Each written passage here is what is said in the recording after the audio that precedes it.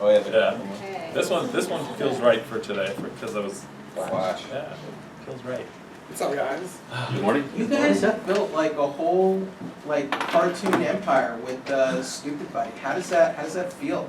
All these years. I don't think we spent a lot of time reflecting on it, except when we're having like socials with the crews and whatnot. We see that we have happy employees that are enjoying their ability to both earn a wage and express themselves artistically. We get to play with friends and make cartoons. How can that be a bad thing? Yeah, the whole goal with the studio was to create a place that it was possible to make our own stuff and collaborate with people that we liked and, you know, earn a wage while making things we're not embarrassed about. Which came together first? Was it getting Adam West and Burt Ward on board No. before coming up with the Infinite Batmans, or you came up with the Infinite Batmans first and then said, can we get them? That was pretty. Yeah, it was the second for sure. I mean, it was one of those dream scenarios where you write something, you hope for the best, and then it was about going out to them. But the good thing is, Seth gets to work with Adam on Family Guy, so we know he had a direct connection to Adam. And could ask him. But then with Burt Ward, it was the fingers crossed. I wrote him a letter. I'll do that. Yeah, we were like, no, dude, we love you. Like, we love you. Please come. We'll make you look awesome. Dude, your puppet's gonna be ripped. You're gonna throw the Migo Robin in a trunk. It is. Come on, man. Yeah. Now, you guys were able to get away with pedophile penguin. Was there something that That's not fair. That's not fair. He can That's be like 18. that's saying that Migo Robin's underage. I'm sure he's 18. He could be 18. And he's just distracted. He's just Yeah. That's the whole gag. Is that it's incredibly distracting. Yeah. was there anything like that, coming from DC specifically or from Warner Brothers that said, you know what, we cherish these properties a little too much. I love that we you can't always use get that this one question. aspect." I know, everyone, it's funny, everyone asks me that, like, Tell me what you told me. He's got two hats. well, there's what? You said you can't break them. Oh, yeah, you can't, well, I just don't, yeah, I mean, you wear two hats as a creative guy who loves the stuff, and then there's, like, DC, like, how far can you go? But I just, the characters are unbreakable. Like, they've survived a lot of bad interpretations, they can survive a few jokes. And I think that you see a character like Batman in particular, or even the Penguin, but they're so elastic. They can be for Robot Chicken, or they can be for, 4-year-old kid, or they can be for us, comics, or the Nolan films, or Gotham, whatever. So I think the characters are unbreakable. So you can't treat them like China. You gotta have fun, and if you're gonna do Robot Chicken, you gotta do it. Like, otherwise, let's not do it. So we don't usually. That's why we have that Johnny DC come out in the beginning and we're like, it's official, just to let you guys know. Like, yeah, we know. Geoff, do you want to take the credit for getting Composite Superman out of the mothballs? I've got to take this because in the very first season of Robot Chicken, second season of Robot Chicken, we got sent a big package from DC Direct, all of the figures of that series. One of them was Composite Superman, and I had seen that character in comics and just thought, it's the dumbest character on the planet. And I pulled out the toy and I set it in the center of our table, and I was like, this fucking guy, this guy, why would an alien come here and say, I've taken the form of the nation's two greatest superheroes, only one of which has superpowers. So what does that mean? That this other side is just wholly fallible? And that character was actually the inspiration for our Christmas hero, Composite Santa Claus. Yeah. And so when the opportunity to finally get Composite Superman into a story and really point out the fact that Batman side is wholly vulnerable on several levels, that was something we couldn't resist. And I just love that they, Superman immediately names him Composite Superman, and before Batman gets the chance to do anything. What the fuck, buddy? Then it's over. And he's got green skin for no reason. Yeah, he was always such a weird character, but he's a great character. I love it. And it was Matt's idea to get Jonathan Banks in, but that was the greatest thing for us. So nobody nitpicked that in fact he has the powers of the Legion of Superheroes and not Superman and Batman? This is our own version. Yeah. Multiverse. We can goof around in that way. I love watching Batman try to run on the cosmic treadmill. Yeah. It's mountain terrain. He's just a dude.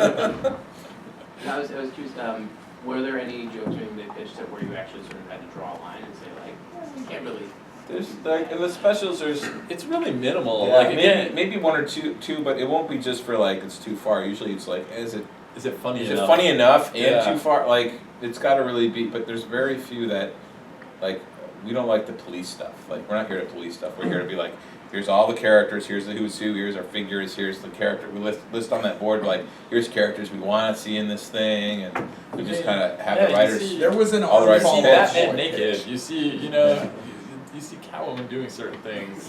They're We pretty push it pretty lenient, far, yeah. with what you're allowed to do. But we always get that question, like, what, do you have, like, what jokes do you crush? And it's like, we're not really here to crush anything. We're here to kind of interpret the DC universe through Robot Chicken, and if anyone and push it crushes as far anything, as it's again TV-14. So it's S&P and standards that are coming after us more so than DC would ever touch us. And again, it's because you gotta let, like, you don't do a Robot Chicken special and neuter it. Like, there's no point. I mean, we shouldn't do it. Yeah. We gotta let it just be what it is. Did you animate anything and say, you know what, it doesn't fit for part 3, but for part 4 next year, we can incorporate it in there? It's funny, we always overwrite, we always overproduce a little bit. We wind up cutting, I think we cut over 20 pages out of the document and then cut an additional 19 and a half minutes out of the animatic. So there'll be plenty of stuff on the DVD, but you shave it down to that time. And then it's like this 3-minute sketch that you really want to keep versus these 4 30-second things. So, yeah, like that. But we didn't cut anything that we'd save. Inevitably, when we sit down to write a new special, it's like, all right, what are we gonna do? What's this story? Seth, what was your reaction when Molar became an actual He-Man figure? Yeah, that's crazy, right? So we've had this weird reality where our comedic interpretation of this stuff has become the stuff itself. And that's something that we're actually conscious of. We've met a lot of parents that are introducing their kids to iconography that we got when we were kids through our self-reflective interpretation of it. And it's kind of corrupting the culture in a really interesting way. But we're also focused on making things that are not parody, you know what I mean? But our favorite thing about the DC universe is you can really do whatever you want. These characters are in so many different forms without competing with each other. And DC hopefully will make a Johnny DC figure and Yeah, slap a little Robot Chicken logo on it. I want that Burt Warren toy. I want a guy with throwing action. Guy with the Rock is awesome. DC Yeah. they actually I have to ask, how did you guys come up with that? That was just a pitch in the Yeah. room. Just a Yeah. pitch in the room of like somebody that had was. had no But power. he opened the door. Yeah, he did. Yeah. He's good. We needed someone who had no powers. Geoff, since we've seen comics with like DC comics with He-Man and Masters of the Universe and Masters of the Universe versus Justice League, we translate that to Robot Chicken next. We could do a That's robot. triple? It's tricky. I don't know. I would say it should be like. We probably should do it like Twisted Toy Fair Theater, like where it's pictures of the characters, and it's hard to draw that stuff and make it as funny. Yeah. It's funny because of the the toys tactile of it. toys of just seeing our toys come to life and doing it. But there could be something there. Yeah, there could be a cool book like a Robot Chicken DC book. Maybe it's just a Making Comic-Con thing where we make toys like the Joe and Transformers stuff Yeah. that aren't necessarily. Yeah, we from- could make a special Mr. Banjo figure, or Burt Ward with the car and Robin in the back. I mean, I would buy that 2-pack. Yeah. Now, Geoff, you essentially revitalized Aquaman and made him interesting. And Thanks. you have a great way of doing that with fringe characters like that, or characters that are dying. And now you guys went and dumped on him, literally. Why does Aquaman always have to be the butt of the jokes? Because I think it's really easy to do that, and it's fun, and people have perceptions of the character. But again, I think they're so elastic. You can have this interpretation of Aquaman, but then you can also have this vast interpretation. And I actually think a lot of people went away liking Aquaman because from the first special, because he did kind of save the day. Yeah, and I also think with our generation more so than others, I think Aquaman is dumped on just from his Super Friends interpretation.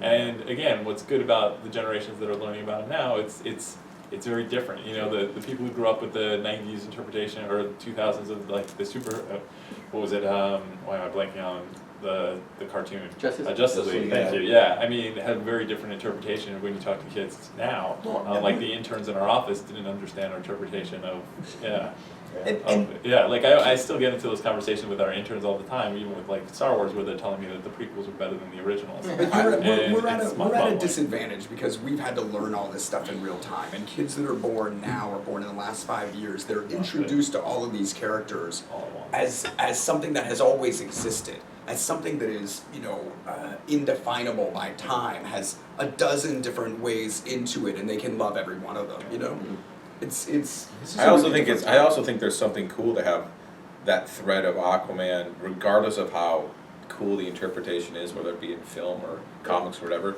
to have that thread, that undercurrent, no pun intended, to have the public underestimate him, or make fun of him, or not understand him, or him feeling ridiculed or an outcast, because it's inherent to his personality that he's going to have a chip on his shoulder, and that he's got to deal with it, and then he's got a little bit of a kind of a perception that's not justified. And I think that's actually cool. Like, I think that makes him interesting, because I like to root for the underdog.